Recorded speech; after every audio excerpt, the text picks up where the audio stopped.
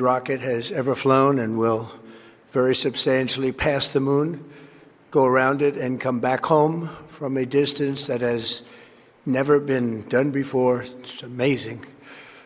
They are on the way, and God bless them. These are brave people. We want to God bless those four unbelievable astronauts. As we speak this evening, it's been just 1 month since the United States military began Operation Epic Fury, targeting the world's #1 state sponsor of terror, Iran. In these past 4 weeks, our armed forces have delivered swift, decisive, overwhelming victories on the battlefield, victories like few people have ever seen before. Tonight, Iran's Navy is gone. Their Air Force is in ruins. Their leaders, most of them, terrorist regime they led, are now dead. Their command and control of the Islamic Revolutionary Guard Corps is being decimated as we speak. Their ability to launch missiles and drones is dramatically curtailed, and their weapons, factories, and rocket launchers are being blown to pieces. Very few of them left. Never in the history of warfare has an enemy suffered such clear and devastating large-scale losses in a matter of weeks. Our enemies are losing in America, as it has been for 5 years under my presidency, is winning, and now winning bigger than ever before. Before discussing this current situation, I also want to thank our troops for the masterful job they did in taking the country of Venezuela in a matter of minutes. That hit was quick, lethal, violent, and respected by everyone all over the world. After rebuilding our military during my first term, we have by far the strongest military anywhere in the world. And now we're working along with Venezuela and are, in a true sense, joint venture partners. We're getting along incredibly well in the production and sale of massive amounts of oil and gas, the second largest reserves on earth after the United States of America. We're now totally independent of the Middle East, and yet we are there to help. We don't have to be there. We don't need their oil. We don't need anything they have, but we're there to help our allies. Tonight, I want to provide an update on the tremendous progress our warriors have made in Iran and discuss why Operation Epic Fury is necessary for the safety of America and the security of the free world. From the very first day I announced my campaign for president in 2015, I have vowed that I would never allow Iran to have a nuclear weapon. This fanatical regime has been chanting death to America, death to Israel for 47 years. Their proxies were behind the murder of 241 Americans in the Marine barracks bombing in Beirut, the slaughter of hundreds of our service members with roadside bombs. They were involved in the attack on the USS Cole, and they carried out the countless other heinous acts, including the just horrible, bloody atrocities of October 7th in Israel, something that most people have never seen anything like it. This murderous regime also recently killed 45,000 of their own people who were protesting in Iran. 45,000 dead. For these terrorists to have nuclear weapons would be an intolerable threat. The most violent and thuggish regime on earth would be free to carry out their campaigns of terror, coercion, conquest, and mass murder from behind a nuclear shield. I will never let that happen, and neither should any of our past presidents. This situation has been going on for 47 years and should have been handled long before I arrived in office. I did many things during my 2 terms in office to stop the quest for nuclear weapons by Iran first, and perhaps most importantly, I killed General Qasem Soleimani in my first term. He was an evil genius, brilliant person, a horrible human being, however, the father of the roadside bomb, and he lived just horrible what he did. Iran would have been perhaps in far better, stronger position. Had he lived, we would have had probably a different conversation tonight. But you know what? We'd still be winning and winning big. And then, very importantly, I terminated Barack Hussein Obama's Iran nuclear deal, a disaster. Obama gave them $1.7 billion in cash, green cash, took it out of banks from Virginia, D.C., and Maryland, all the cash they had. He flew it by airplanes in an attempt to buy their respect and loyalty, but it didn't work. They laughed at our president and went on with their mission to have a nuclear bomb. His Iran deal would have led to a colossal arsenal of massive nuclear weapons for Iran, and they would have had them years ago, and they would have used them. It would have been a different world. There would have been no Middle East and no Israel right now, in my opinion, the opinion of a lot of great experts, had I not terminated that terrible deal. And I was so honored to do it. I was so proud to do it. It was so bad right from the beginning. Essentially, I did what no other president was willing to do. They made mistakes, and I am correcting them. My first preference was always the path of diplomacy, yet the regime continued their relentless quest for nuclear weapons and rejected every attempt at an agreement. For this reason, in June, I ordered a strike on Iran's key nuclear facilities, an Operation Midnight Hammer. Nobody's ever seen anything like it. Those beautiful B-2 bombers performed magnificently. We totally obliterated those nuclear sites. The regime then sought to rebuild their nuclear program at a totally different location, making clear they had no intention of abandoning their pursuit of nuclear weapons. They were also rapidly building a vast stockpile of conventional ballistic missiles and would soon have had missiles that could reach the American homeland, Europe, and virtually any other place on Earth. Iran's strategy was so obvious.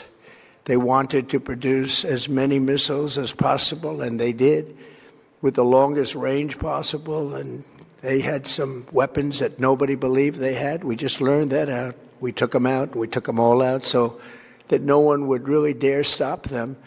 And their race for a nuclear bomb, a nuclear weapon like nobody's ever seen before. They were right at the doorstep.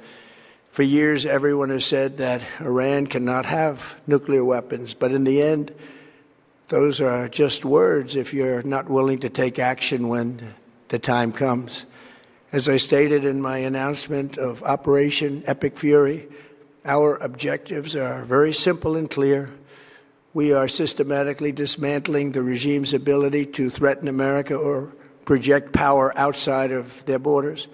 That means eliminating Iran's Navy, which is now absolutely destroyed, hurting their Air Force and their missile program at levels never seen before, and annihilating their defense industrial base. We've done all of it. Their Navy is gone. Their Air Force is gone. Their missiles are just about used up or beaten. Taken together, these actions will cripple Iran military, crush their ability to support terrorist proxies, and deny them the ability to build a nuclear bomb. Our armed forces have been extraordinary. There's never been anything like it militarily. Everyone is talking about it, and tonight I'm pleased to say that these core strategic objectives are nearing completion. As we celebrate this progress, we think especially of the 13 American warriors who have laid down their lives in this fight to prevent our children from ever having to face a nuclear Iran.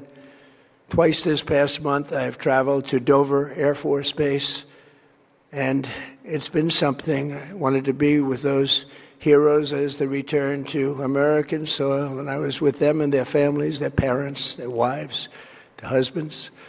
We salute them, and now we must honor them by completing the mission for which they gave their lives. And every single one of the people, their loved ones said, "Please, sir, please finish the job." Every one of them. And we are going to finish the job, and we're going to finish it very fast. We're getting very close. I want to thank our allies in the Middle East, Israel, Saudi Arabia, Qatar, the UAE, Kuwait, and Bahrain. They've been great, and we will not let them get hurt or fail in any way, shape, or form. Many Americans have been concerned to see the recent rise in gasoline prices here at home. This short-term increase has been entirely the result of the Iranian regime launching deranged terror attacks against commercial oil tankers in neighboring countries that have nothing to do with the conflict. This is yet more proof that Iran can never be trusted with nuclear weapons. They will use them, and they will use them quickly. It would lead to decades of extortion, economic pain, and instability worse than we can ever imagine. The United States has never been better prepared economically to confront this threat. You all know that. We built the strongest economy in history.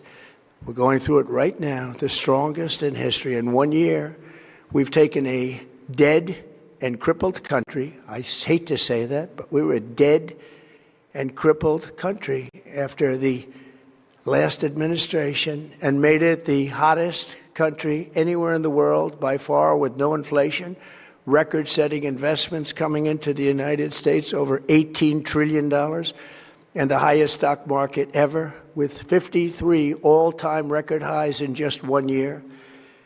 It all positioned us to get rid of a cancer that has long simmered. It's known as the nuclear Iran, and they didn't know what was coming. They've never imagined it.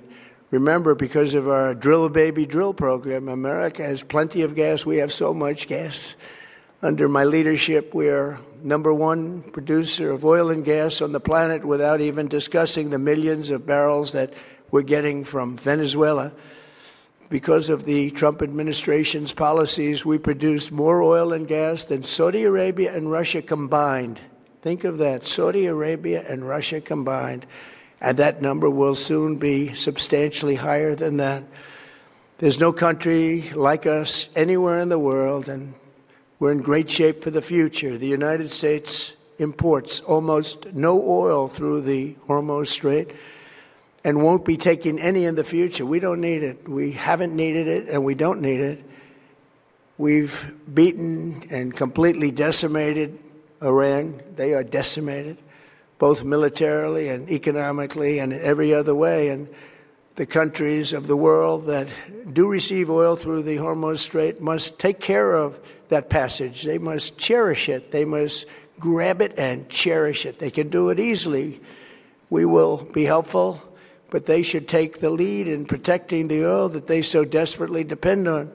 So to those countries that can't get fuel, many of which refuse to get involved in the decapitation of Iran, we had to do it ourselves. I have a suggestion. #1, buy oil from the United States of America. We have plenty. We have so much. And #2, build up some delayed courage. Should have done it before. Should have done it with us, as we asked. Go to the Strait and just take it, protect it, use it for yourselves. Iran has been essentially decimated. The hard part is done, so it should be easy. And in any event, when this conflict is over, the Strait will open up naturally. It'll just open up naturally. They're going to want to be able to sell oil because that's all they have to try and rebuild. It will resume the flowing, and the gas prices will rapidly come back down. Stock prices will rapidly go back up. They haven't come down very much, frankly. They came down a little bit, but they've had some very good days over the last couple of days. We've done actually much better than I thought, but we had to take that little journey to Iran to get rid of this horrible threat. With our historic tax cuts, where people are just now talking about receiving larger refunds than they ever thought possible, they are getting so much more money than they thought. That's from the great, big, beautiful bill. Our economy is strong and improving by the day, and it will soon be roaring back like never before. It will top the levels that it was a month ago. I've made clear from the beginning of Operation Epic Fury that we will continue until our objectives are fully achieved. Thanks to the progress we've made, I can say tonight that we are on track to complete all of America's military objectives shortly, very shortly. We're going to hit them extremely hard over the next 2 to 3 weeks. We're going to bring them back to the Stone Ages where they belong. In the meantime, discussions are ongoing. Regime change was Not our goal. We never said regime change, but regime change has occurred because of all of their original leaders' death. They're all dead. The new group is less radical and much more reasonable. Yet if during this period of time no deal is made, we have our eyes on key targets. If there is no deal, we are going to hit each and every one of their electric generating plants very hard and probably simultaneously. We have not hit their oil, even though that's the easiest target of all, because it would not give them even a small chance of survival or rebuilding. But we could hit it, and it would be gone, and there's not a thing they could do about it. They have no anti-aircraft equipment. Their radar is 100% annihilated. We are unstoppable as a military force. The nuclear sites that we obliterated with the B-2 bombers have been hit so hard that it would take months to get near the nuclear dust, and we have it under intense satellite surveillance and control. If we see them make a move, even a move for it, we'll hit them with missiles very hard again. We have all the cards, they have none. It's very important that we keep this conflict in perspective. American involvement in World War I lasted 1 year, 7 months, and 5 days. World War II lasted for 3 years, 8 months, and 25 days. The Korean War lasted for 3 years, 1 month, and 2 days. The Vietnam War lasted for 19 years, 5 months, and 29 days. Iraq went on for 8 years, 8 months, and 28 days. We are in this military operation, so powerful, so brilliant, against one of the most powerful countries for 32 days. And the country has been eviscerated and essentially is really no longer a threat. They were the bully of the Middle East, but they're the bully no longer. This is a true investment in your children and your grandchildren's future. The whole world is watching, and they can't leave the power, strength, and brilliance. They just can't believe what they're seeing. They leave it to your imagination, but they can't believe what they're seeing, the brilliance of the United States military. Tonight, every American can look forward to a day when we are finally free from the wickedness of Iranian aggression and the specter of nuclear blackmail. Because of the actions we have taken, we are on the cusp of ending Iran's sinister threat to America and the world. And I'll tell you, the world is watching. And when we do, when it's all over, the United States will be safer, stronger, more prosperous, and greater than it has ever been before. May God bless the men and women of the United States Armed Forces, and may God bless the United States of America. Thank you very much, and good night.